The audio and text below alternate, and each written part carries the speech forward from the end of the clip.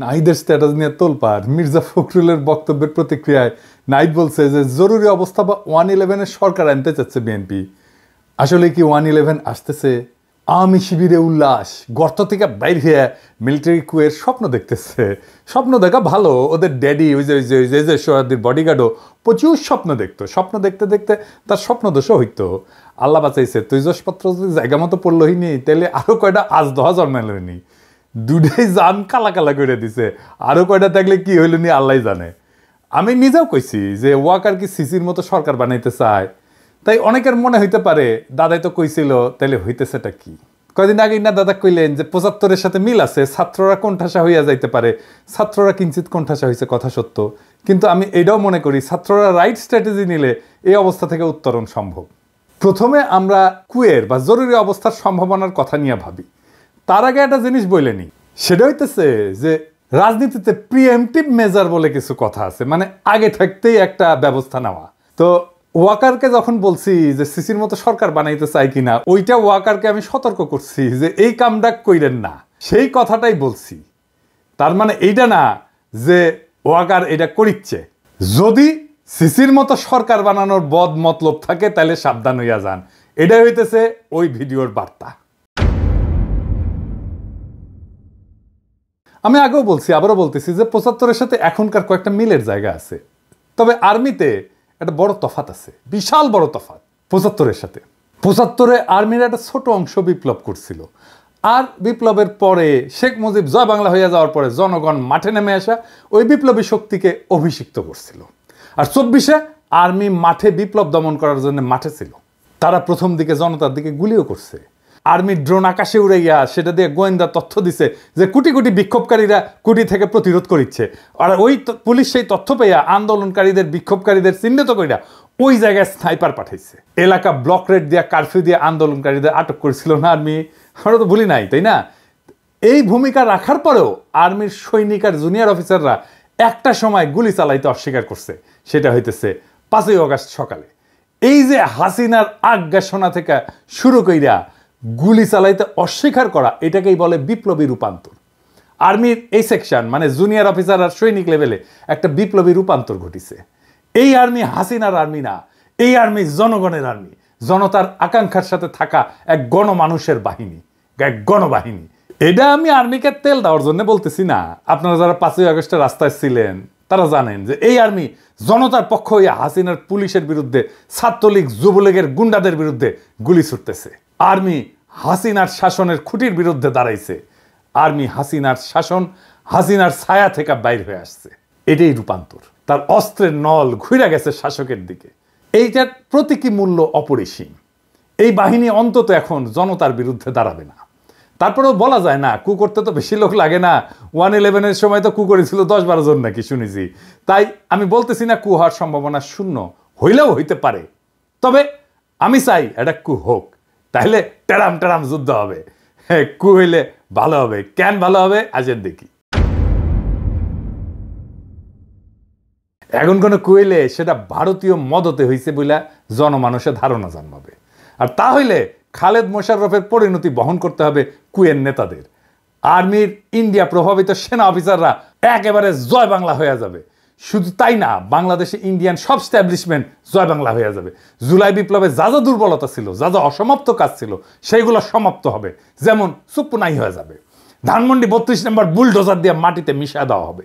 Indian embassy close করে দেওয়া হবে। সায়নট উদিসি বন্ধ করে দেওয়া হবে। ফ্যাসিবাদের যে দালালগুলো এখন মাথা তুলতেছে সেইগুলো বরাবর করে দেওয়া হবে। আর ভারতের আলো আর দিল্লি স্টার, ওই নিয়ে কিছু বলছি আমি, বলি নাই? হ্যাঁ হ্যাঁ, খালেদ মোশাররফের কু 3 দিন টিকেছিল। এই কু 3 ঘন্টা টিকবে কিনা সন্দেহ আছে।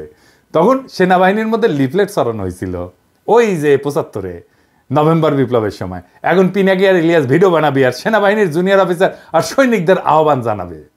2 না পাল্টাইছে। বাংলাদেশের মানুষ রক্ত দিয়া বিজয় ছিনায় আনছে, সেই মানুষ ঘরে ফিরে গেছে সত্য, কিন্তু জুলাই বিপ্লবের ক্ষত সারে নাই, বুকের আগুন নেভে নাই। এই অগ্নিগর্ভ অবস্থায় জরুরি অবস্থা বা কু হান্দায় দেবে তেল ছাড়া, যেন এরপর কখনোই আর কু অভ্যাসের কথা কারো মাথাতে না আসে। আমাদের কাজ ফ্যাসিবাদের দোসরদের দাবরানির উপরে রাখা, আপনাদের চোখে পড়তেছে না হয়তো, কারণ এই কথাগুলো প্রকাশ্যে বলার বিষয় না, কিন্তু অনেক কাজ পিছনে হইতেছে। এইগুলা বেকুব কর্মীগুলো জানে না। সারা দুনিয়ায় হাসিনার পরিবার আর তার পলায় যাওয়া আওয়ামী লীগারদের উপরে কি নাইমে আসতেছে, এটা আওয়ামী লীগ আর আওয়ামী লীগের নেতা কর্মীরা হাসিনা কল্পনাও করতে পারতেছে না। আওয়ামী লীগের কর্মীরা যারা ফাল পেতেছে, আপনাদের বলি ভালো হইয়া যান, অযথাই নিজের বিপদ ডেকে আনিচ্ছেন। আমরা দয়া কইরা, একদম দয়া কইরা, মায়া কইরা প্রাপ্যটা দেইনি, ফাল পাইরেন না। আমি প্রত্যেকটা অঞ্চলে আওয়ামী লীগের কর্মীদের গণ ক্ষমা চাওয়ার আহ্বান জানাইতেছি। পাড়ায় পাড়ায় এদের ধৈর্য তওবা করাইবেন, মসজিদে মন্দিরে সমাজের সামনে হাত জোর কইরা মাপ চাইবে, কইবে আমার ভুল হইছে, মাপ কইরা দেন, আর কখনো করব না। তাইলে এদের তরপানি কমবে। এদের কোথায় পাবেন? আমরা একটা ওয়েবসাইটের কাজ করেছি, চলিচ্ছে, ওইটায় হাসিনার ফ্যাসিবাদের সকল সহযোগীর আমলনামা থাকবে। আওয়ামী লীগ, ছাত্রলীগ, যুবলীগের সব কমিটির নাম থাকবে, ছবি সহ, রেফারেন্স সহ, নাম ধরে ধরে সার্চ করা যাবে, বাংলা এবং ইংরেজিতে বিভিন্ন ক্যাটাগরিতে থাকবে। এমপি, দামি নির্বাচনের এমপি, সকল কমিটির সদস্য, সকল ব্যবসায়ী, সাংবাদিক, শিক্ষক, ডাক্তার, কৃষিবিদ, আমলা, পুলিশ, যারা যারা এই ফ্যাসিবাদের দোষর ছিল সবার নাম থাকবে। এবং এখনো ফ্যাসিবাদের দালালি করে যাইতেছে দেশে এবং বিদেশে, সবার। কাজটা বড়, টাইম লাগবে, ফান্ড লাগবে। রাজনৈতিক দলগুলোর বা সরকারের তো করার কথা ছিল, তারা তো অন্য কাজে ব্যস্ত। কাজ শুরু হয়ে গেছে। এর মধ্যে আমরা যুক্ত করব কারা কারা আওয়ামী লীগারদেরকে আশ্রয় দিছে, পুনর্বাসিত করছে, তাদেরও নাম থাকবে। যুগ যুগ ধরে মানুষের ঘৃণার উৎস হইয়া থাকবে এই ওয়েবসাইটটা। এইবার পার্বত্য চট্টগ্রাম বিষয়ে আরো একটা জিনিস বাদ পড়েছিল, সেটা আলাপ করি, আসেন। গুরুত্বপূর্ণ বিষয় কলে পার্বত্য চট্টগ্রামে শুধু ভালো প্রশাসনিক অফিসার পাঠাইতে হবে তা কিন্তু না, আমি শুধু তাই বলিনি। তার সাথে ভালো শিক্ষক পাঠাইতে হবে, ভালো ডাক্তার পাঠাইতে হবে, ভালো সামাজিক কর্মী পাঠাইতে হবে। ওইখানে পার্বত্য অঞ্চলে বিকেএসপির মতো কয়েকটা প্রতিষ্ঠান তৈরি করতে হবে। পাহাড়ি ছেলেমেয়েদের শরীরে শক্তি আর এনার্জি বেশি থাকে, পাহাড়ি পথে চলাচল করে, কঠিন পরিশ্রমের জীবন, এই জন্যে শরীরে এনার্জি বেশি, মেদ কম। এছাড়া এরা সব অর্গানিক খাবার খায়, কিন্তু ভালো খাবার খায়, বিশুদ্ধ খাবার খায়, শরীরে আরো আলাদা এনার্জি থাকার পিছনে এটাও একটা কারণ। তাই দেখবেন অনেক খেলোয়াড় বের হয় ওদের মধ্যে থেকে। আপনি বিকেএসপি করেন কয়েকটা, আমি বাজি ধরতে রাজি আছি, ওদের অনেকেই অলিম্পিকে মেডেল জিতবে 10 বছরের মধ্যে। পাহাড়ি তরুণ যুবকেরা খেলায় যুক্ত হবে ব্যাপকভাবে, উৎসাহ নিয়া। তারা যদি অলিম্পিকে মেডেল জেতে, যাই জিতুক, সোনা, রূপা, ব্রোঞ্জ, যেটাই জিতুক, সেটাই তো প্রথম হবে বাংলাদেশে, তাই না? ওই পাহাড়ের ছেলে মেয়েকে সমতলের মানুষ মাথায় তুইলা নাচবে।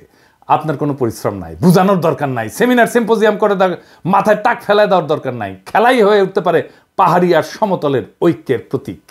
বিশাল কাজ হয়ে যাবে। আরে ভাই, রাজনীতি তো আছে, কিন্তু আপনার আগ্রহ, উৎসাহ, মোটিভেশনের একটা জায়গা লাগবে তো, যেটা নিয়ে আপনি আনন্দিত হবেন, যেটা নিয়ে আপনি আপনার জীবনের সমস্ত দুঃখ কষ্ট ভুলে যাবেন। আপনার দুঃখ কষ্ট ভুলে ফেলার প্রতীক হয়ে উঠবে ওই পাহাড়ের ছেলেটা যে অলিম্পিকে একটা মেডেল নিয়ে আসছে। খেলাধুলার মাধ্যমে ওদেরকে যদি সংযুক্ত করা যায়, সারা দেশব্যাপী একটা যোগসূত্র তৈরি হবে পাহাড়ি এবং সমতলীদের মধ্যে। আমার পাঠক দর্শকদের বলি, আমার ক্ষুদ্র ভ্রাতারা স্লোগান দেয় 7 সিস্টার থাকবে না রে। ভাসানির রেফারেন্সে বলে আসাম আমার, 7 সিস্টারসও আমার। এই 7 সিস্টার কেন ভারত রাখতে পারতেছে না? পারতেছে না কারণ এই জাতিগোষ্ঠীর সাথে ন্যায্য আচরণ করতেছে না। এই অঞ্চলে 7 সিস্টার্স, রাখাইন আর আমাদের পার্বত্য চট্টগ্রাম মিলা যে জনজাতি উত্থিত হবে, বাংলাদেশকে যদি তার নেতা হয়ে উঠতে হয়, তাহলে আমাদের পার্বত্য চট্টগ্রামের পরীক্ষায় উত্তীর্ণ হতে হবে। এইটা আমাদের টেস্ট কেস। কয়েক লাখ পাহাড়ি নাগরিকদের যদি আমরা আস্থায় নিতে না পারি, আমরা এই অঞ্চলের নেতা হব কিভাবে? কোটি কোটি মানুষের পারবো না তো। তাই আমাদের মাইন্ডসেট এমনভাবে তৈরি করতে হবে যে আমরা বাংলাদেশ পথ দেখাবো। ভারত যেই সমস্যার সমাধান করতে পারে নাই, যেই কারণে 7 সিস্টার আজকে অগ্নিগর্ভ, সেই সমস্যার সমাধান আমরা দিতে পারবো। এই আস্থা তৈরি করতে হবে, এই আস্থা তৈরি করতে পারতে হবে। এই অঞ্চলে যদি কয়েকটা নতুন রাষ্ট্র তৈরি হইতে পারে, তাহলে তাদের সাথে একটা কনফেডারেশন গড়ার উদ্যোগ নেবে বাংলাদেশ। সেই প্রস্তুতি রাখতে হবে। তো কেন কনফেডারেশন করবে? এখন যদি তারা দেখে আমাদের পার্বত্য চট্টগ্রামের কয়েক লাখ নাগরিক খুশি না বাংলাদেশের রাজনৈতিক নেতৃত্বের প্রতি, তাহলে তারা কি আমাদের সাথে কনফেডারেশন আসবে না তো। আবার আসেন ওই ধানমন্ডি 32 নম্বরের আলাপটা সেরে নিই। আমি কইছি যে কু হইলে ধানমন্ডি 32 নম্বর বুলডোজার দিয়ে মাটিতে মিশিয়ে দেওয়া হবে। অনেকের মনে হইতে পারে যে কু না হইলে কি থাকবে। ধানমন্ডি 32 নম্বরের সামনে ব্যারিকেড দিছে। আবার কেন দিছে কে জানে। আমি কইছি ব্যারিকেড দিবে, দেখনি ওই ধানমন্ডি 32 নম্বরে ওখানে, ও ব্যারিকেডের উপরে যায় স্যাঁচার করে মুইতে দিবেন। ব্যারিকেড তুলে নিতে ব্যর্থ হবে। যখনই ব্যারিকেড দেবেন ওর উপরে মুতে দেবেন। শোনা যাচ্ছে মোস্তফা সরোয়ার ফারুকী নাকি রেনোভেশন করবে। ওর তো কুরকুরানি ছিল, ওই যে কইছিল না ওটা রেনোভেশন করা উচিত। তো ফারুকী রেনোভেশন হবে কাদের টাকায়? পাবলিকের ভ্যাট ট্যাক্সের টাকায় তো নাকি? বাংলাদেশে ৭২ থেকে ২০২৪ পর্যন্ত যত গণহত্যা হয়েছে, ইন্ডিয়ার দাসত্ব হয়েছে, গুম খুন ব্যাংক ডাকাতি হয়েছে, বাক স্বাধীনতা হরণ হয়েছে, স্বৈরতন্ত্র এবং ফ্যাসিবাদ, এই সব কিছুরই কোমল মসৃণ আইকন হইল ওই ৩২ নাম্বার। ৩২ নাম্বার শব্দটা একটা অভিশপ্ত শব্দ। ৩২ নাম্বার বাংলাদেশের ফ্যাসিবাদের আতুর ঘর। ওই ৩২ নাম্বারে প্রত্যেকটা ইটের গায়ে লেখা আছে মজলুমের হাহাকার, আমার নিখোঁজ হওয়া ভাইয়ের নাম, হাসিনা মুজিবের শাসনে বন্দুকের গুলিতে সেলাই হয়ে যাওয়া হাজার হাজার শহীদের নাম। ওই ৩২ নাম্বার রেনোভেট করার একমাত্র উপায় হইতেছে ওটারে বুলডোজার দেয়া ফ্যাতলাইয়া মাটির সাথে মিশায় দেওয়া, ওটারে চিরদিনের জন্য জয় বাংলা করে দেওয়া। ওই কাজ আমরা করব, একদিন করব, আজ না হোক কাল করব। ওইটা রেনোভেট যে করতে আসবে তারও সানডে মানডে ক্লোজ করে দিব। ইনকিলাব জিন্দাবাদ।